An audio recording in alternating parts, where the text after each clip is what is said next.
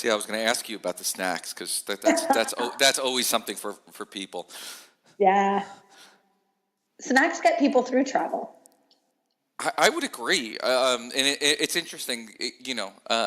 There are some people who are very conscious about what snacks they bring aboard, and others that don't think about it at all. And I think it makes the whole difference of making a flight easy, and especially if there's delays. Like that's why I always have protein bars with me, right? Because you could sit in a plane for a few hours and all of a sudden not have any food and then lunch, and you're like, okay, I'm getting hungry, and Exactly. And you're kind of stuck if you haven't brought anything. And again, it goes back to what I was saying earlier too about being prepared.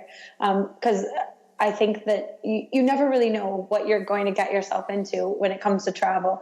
Like you don't know what kind of delays there's going to be, and you're not always sat in the airport when your flight's delayed, right? Sometimes, as you just said, there could be a mechanical problem with the plane or like loading the luggage or whatever the case may be where you're physically sat on that plane for a number of hours. I had a situation actually where I was in Florida of all places, and we had to wait 2 hours for the sun to rise for it to melt the ice off the wings of the plane because they didn't have de-icing equipment down in Florida.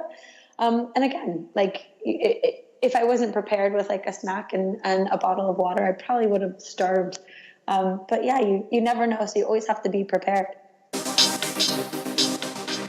When you travel for a vacation, you don't worry about a wrinkled shirt. But when you travel for business, being connected, being presentable, and not having dead batteries are true causes for concern. So get on board for some business travel hacks with your host, Brian Eisenberg.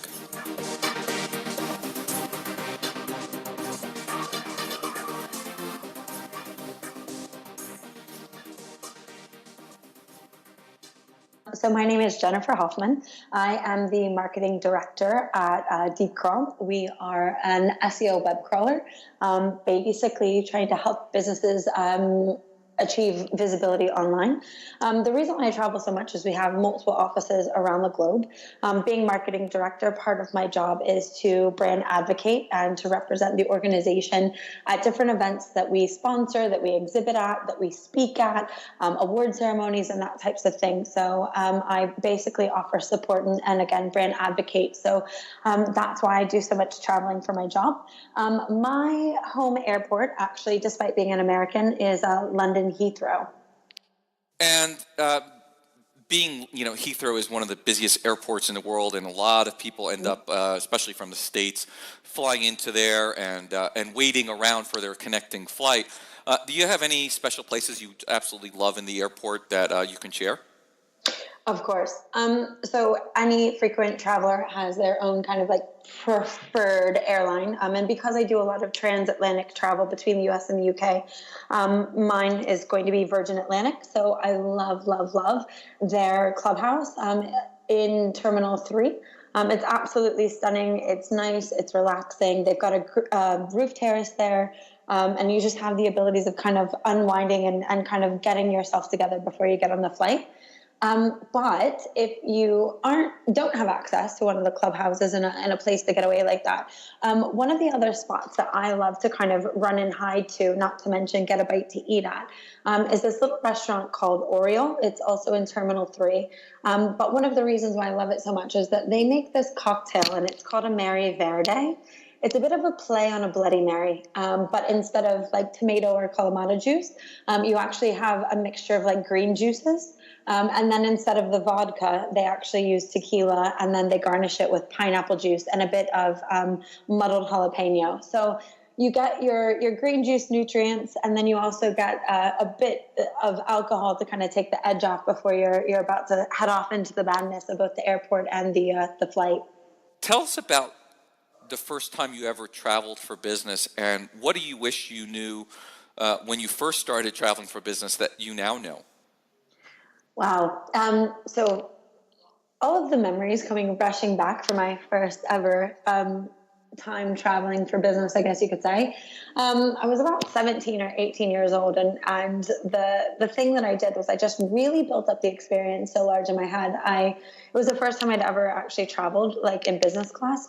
And so I had conceptualized this whole idea of what the other people in business class were going to be. They were going to be incredibly successful, well put together, business entrepreneurs. So I kind of like decided this was well above my pay grade and I was going to be incredibly uncomfortable, to the point where it really impacted me. And I had like this ball of nerves. So the whole run up to the trip and the packing and the flight and the airport and all of that, I just like was super tense and it became non-enjoyable. So my suggestion is just like breathe. It's not really that big of a deal. So many people, I think, get themselves worked up when it comes to travel and flights. Yeah. What is your travel superpower? Oh, my travel superpower. So I'm not so sure that many people would classify this as a superpower, but I think it is. It's the ability to stay calm in travel situations. So the airport experience, like train experiences, bus experiences, flight experiences, all of these are kind of scenarios that get a lot of people quite worked up.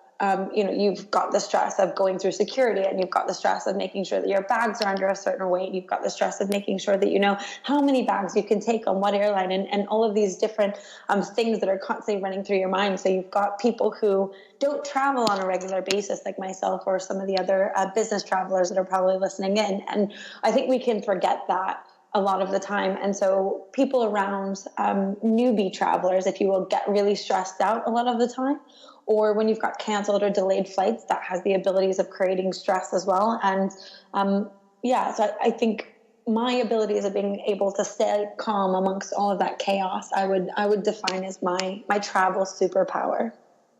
So let's talk about your traveling and packing. Do you do you take a suitcase with you? Do you only do rollerboard and carry on? How do you get all the different outfits you get into the bag? Do you have any special travel clothes? Any special travel footwear? What do you do?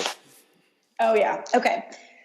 So it really depends on a couple of different things. Am I going to the U.S.? Because when I go to the U.S. for work trips, it typically means that I'm going for 3 to 4 weeks. So what that means is the big suitcase comes out, and that means I really need to be quite conscious of how I'm packing, what I'm packing, due to, again, weight allotments on the bag.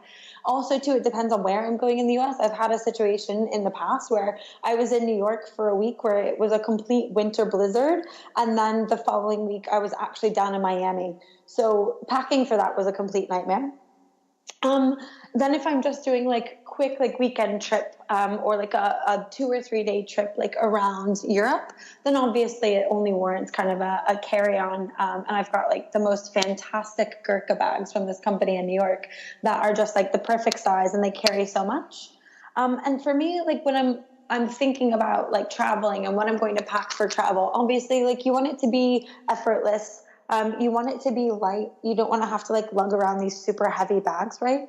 So I always pack roughly 90% of everything is black. I think it's kind of a problem that I have, and anyone who knows me, like 90% of the time I'm dressed in black anyways. But what I find with it is it's kind of like the Steve Jobs or the Mark Zuckerberg effect. Everything always matches. And so if you have a black top and a black pair of pants, and then like you swap them out with a black pair of shoes and then a black dress, it all mix and matches quite well. So then you can get away with only taking a couple of pieces instead of like really having to like bring half your wardrobe. And again, I think thinking about like my wardrobe that I actually wear on the plane for my travel, if it's long haul flights, I am a creature of comfort. Like I love to be comfortable, especially again, if it's going to be more than like a 4-hour flight. So I basically dress down. I will be in like gym shoes, like Nike dry fit leggings, like a Nike hoodie or my DeepCrawl hoodie or something that's super comfy. Short haul flights, I think I'm a fairly simple girl. I'm t-shirt, jeans, and like a pair of driving shoes or like loafers, something that I'm comfortable in. And again, obviously thinking about like getting through security and all of that, because again, most of my travel is flying.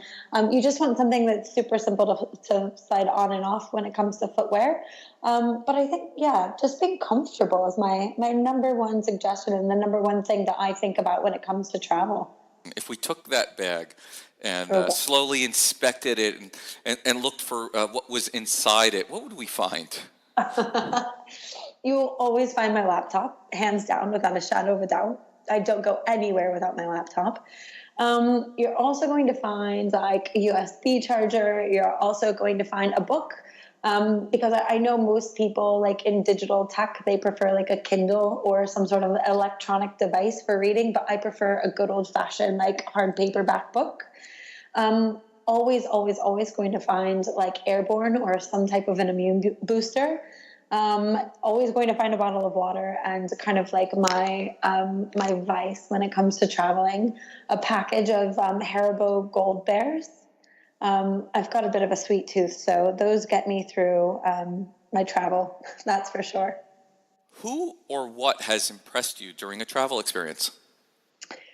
So going back to what I said earlier around that incredible experience that I had in Montego Bay in Jamaica, it's this tiny little resort called Round Hill. And they are the ones that, again, they did the survey in advance and they were open and welcoming and constantly checking in, and just the entire experience was absolutely superb. And I have to say, for as much grief and hits as the airline industry actually takes on a regular basis, through and time again, Delta consistently seems to really impress me. Thank you for listening to Business Travel Hacks with your host, Brian Eisenberg. Catch us on the web at businesstravelhacks.com or at Business Travel Hacks on Facebook and Instagram.